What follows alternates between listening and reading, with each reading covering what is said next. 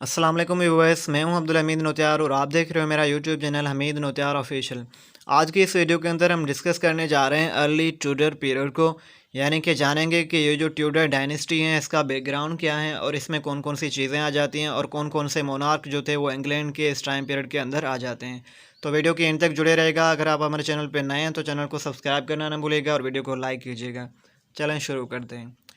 सबसे पहले हम इसके इंट्रोडक्शन को देखेंगे। तो ये जो ट्यूडर डायनेस्टी शुरू होती है, ये शुरू होती है हेनरी सेवन से, यानी कि हेनरी सेवन जो था वो किंग ऑफ इंग्लैंड था। इसके टाइम पीरियड से ट्यूडर डायनेस्टी शुरू होती हैं और इसने जो है वो इंग्लैंड के अंदर ट्यूडर हाउस का बुनियाद रखा था।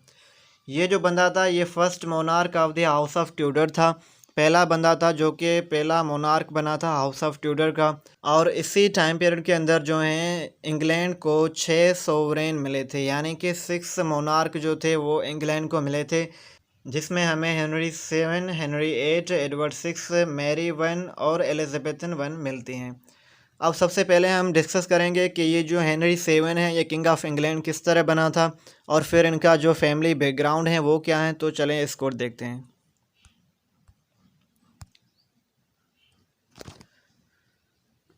तो फ्रेंड्स, सबसे पहले जो है हेनरी सेवन जो इंग्लैंड का किंग बना था, मोनार्क बना था, इससे पहले जो थी ये वार ऑफ रोजेस लगी थी। वार ऑफ रोजेस जो है वो 1455 से लेके 1485 तक लगी थी। A series of blood civil wars for the throne of England between two competing royal families, the House of York and the House of Lancaster। यानी कि ये जो थी वार्स लगी थी इंग्लैंड के अंदर दो रॉयल फैमिलीज़ के दरमियान, एक थी द हाउस ऑफ यॉर्क और दूसरी थी the house of Lancaster. The war of roses and its flowery name because the white rose was the symbol of house of York and the red rose was the symbol of house of Lancaster. अब इस जंग का जो war of roses ये जो flowery नाम पड़ा है, ये पड़ा है इस वजह से क्योंकि जो वाइट रोज़ था ये सिंबल था द हाउस ऑफ यॉर्क का, जबकि जो रेड रोज़ था वो सिंबल था हाउस ऑफ लैंकेस्टर का। अब यहाँ पर क्या होता है, these wars were ended with Henry Tudor. Henry Tudor जो कि उस टाइम किंग था हाउस ऑफ लैंकेस्टर का, जो कि लड़ रहा था हाउस ऑफ यॉर्क वालों से। और हाउस ऑफ यॉर्क का जो किंग था वो था अल्फ्रेड एट, वो जो है उसको शिकस्त मिलती है और हेनरी सेवन जो है, हेनरी ट्यूडर जो है, ये इंग्लैंड का तख्त नशीन जो है वो बन जाता है।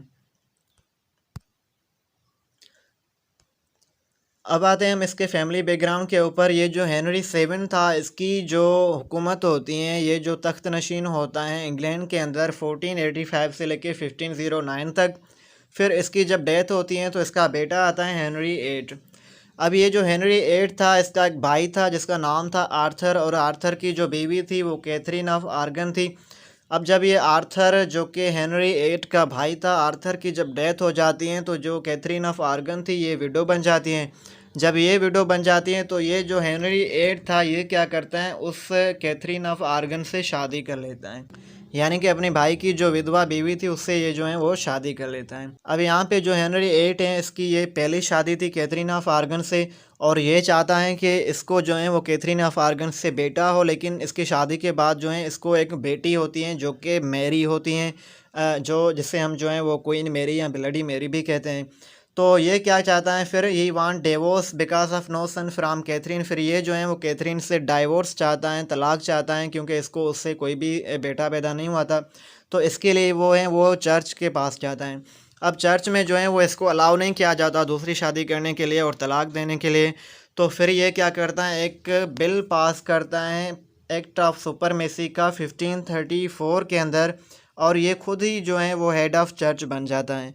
क्योंकि जब ये हेड ऑफ चर्च बन जाता है तो फिर अपने रूल्स एंड रेगुलेशन ये बनाता है, और ये जो है फिर वो दूसरी शादी कर लेता है एनी बोलेंस से, और उससे भी इसको बेटा नहीं होता, उसे भी इसको एक बेटी होती है जो कि एलिजाबेथन होती है। फिर ये क्या करता है, तीसरी टाइम पे शादी करता है जेम सैमोर से, और इससे जो है वो इसको एक बेटा होता है जो कि एडवर्ड सिक्स हैं आगे, जिसकी जो है वो हुकूमत होती है। और इसके बाद भी ये बंदा जो है वो 3 शादियां करता है, टोटल इसकी अपनी लाइफ के अंदर 6 शादियां होती हैं। और ये जो बंदा था फिर ये प्रोटेस्टेंट बन जाता है और कैथोलिक जो भी चर्च वगैरह थे उनको क्लोज़ करता है। तो ये जो कैथरीन ऑफ आर्गन थी ये कैथोलिक थी, तो ये क्या करता है, ये जो बंदा था ये इसके अगेंस्ट हो जाता है, इसके मुखालिफ हो जाता है। उसके बाद जो है हेनरी एट के बाद इसके बेटे की हुकूमत आती है जो कि था एडवर्ड सिक्स। अब एडवर्ड सिक्स जो था इसकी हुकूमत शुरू होती है 1547 से लेके 1553 तक। ये became first monarch at the age of 9। ये जो है वो मोनार्क बनता है 9 साल की एज के अंदर। और उस टाइम जो एज थी एलिज़ाबेथन की वो 13 ईयर थी, जबकि जो मैरी थी वो 31 ईयर की थी। ये जो है 6 साल तक हुकूमत करता है इंग्लैंड में, और फिर उसकी डेथ हो जाती है बिकॉज ऑफ इल हेल्थ। उसके बाद ये क्या कर जाता है, मरते मरते ये जो है एक डिवाइस ऑफ सक्सेशन लिख जाता है, यानी कि एक ऐसा दस्तावेज़ लिख के जाता है जिसमें ये जो है वो अपनी कज़न लेडी जैन ग्रे को जो है वो क्वीन बनाने का फ़ैसला कर जाता है। क्योंकि ये जो एडवर्ड सिक्स था ये अपने फादर हेनरी एट का जो है वो फॉलोवर था। हेनरी एट जो कि प्रोटेस्टेंट था, तो ये भी प्रोटेस्टेंट था, और ये नहीं चाहता था कि इसके मरने के बाद जो है वो मैरी हुकूमत पे आए, क्योंकि जो मैरी थी वो कैथरीन ऑफ आर्गन की बेटी थी, और ये जो थी वो कैथोलिक थी और प्रोटेस्टेंट के बिल्कुल अगेंस्ट थी। तो ये नहीं चाहता था कि वो आए, इसलिए वो क्या करता है, ये एक दस्तावेज़ लिख के जाता है ताकि इसकी जो कज़न थी लेडी जैन ग्रे वो तख्त संभाल सके। लेकिन फिर इस तरह नहीं होता, क्योंकि 9 डेज़ क्वीन होती हैं, क्योंकि ये सिर्फ 9 दिन के लिए ही होती हैं, इसने कोई भी सेलिब्रेशन नहीं की होती। फिर जो है वो मैरी आ जाती हैं, इसको इससे तख्त जो है वो छीन लेती हैं। और ये जो एडवर्ड सिक्स था ये प्रोटेस्टेंट था जिसने सारे जो कैथोलिक चर्च थे ये बंद कर दिए थे। अब एडवर्ड सिक्स के बाद जो हुकूमत होती हैं ये मैरी की होती हैं, क्योंकि ये जो एडवर्ड सिक्स की जब डेथ हो जाती है तो ये जो लेडी जैन ग्रे थी इसकी भी 9 दिन तक की हुकूमत होती है। फिर मैरी जो थी वो इसे छीन लेती हैं और मैरी की जो है वो हुकूमत शुरू होती है। अब क्वीन मैरी जो थी इसकी जो रेन शुरू होती हैं 1553 से लेके 1558 तक। और ये जो थी स्ट्रांग बिलीवर ऑफ कैथोलिज़म थी, ये जो थी कैथोलिज़म के फेवर में थी, उसकी स्ट्रांग बिलीवर थी। उसके बाद कैथोलिक के अगेंस्ट प्रोटेस्टेंट, ये कैथोलिक थी तो ये क्या थी, अगेंस्ट थी किसके, प्रोटेस्टेंट के। क्योंकि इसका जो फादर था हेनरी एट जो कि प्रोटेस्टेंट था, तो ये क्या थी, इनके अगेंस्ट थी। स्पेन 5 ईयर्स इसने जो है वो 5 साल तक हुकूमत की थी। But 100 of protestants alive, that's why called bloody Mary. ये जो क्वीन थी ब्लडी मैरी या मैरी, इसने लगभग 100 प्रोटेस्टेंट को जो है वो ज़िंदा जला दिया था। दैट्स वाई इसके ऊपर मैरी के साथ साथ ब्लडी मैरी का जो है वो टाइटल दिया गया इसको। इसने क्या किया था, इस्टेब्लिश्ड रोमन कैथोलिक चर्च, और इसने जो है वो इंग्लैंड के अंदर रोमन कैथोलिक चर्च जो है वो इस्टेब्लिश किया था, क्योंकि इसने जो है वो इंग्लैंड के अंदर जो भी प्रोटेस्टेंट चर्च थे उनको बंद कर दिया था। अब इसकी डेथ के बाद जब इसकी हुकूमत ख़त्म होती है तो फिर जो इंग्लैंड के अंदर हुकूमत आती हैं वो आती हैं क्वीन एलिज़ाबेथन की। अब क्वीन एलिज़ाबेथन की जो हुकूमत शुरू होती है 1558 से लेके 1603 तक। ये जो थी liked by most of the people, ज़्यादा लोग जो थे वो इसको पसंद करना शुरू हो गए थे। कार्ड वर्जिन मेरी ग्लोरियाना, और इसको जो है वो लोग वर्जिन मेरी के नाम से भी बुलाते थे या ग्लोरियाना के नाम से भी बुलाते थे, किसको, क्वीन एलिज़ाबेथ को।